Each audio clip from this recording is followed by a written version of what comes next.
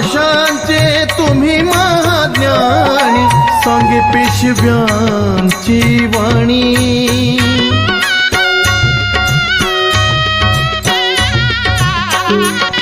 हो घट घट भाषांचे तुम्ही महाज्ञानी, सांगे पेशव्यांची वाणी। धूपदीप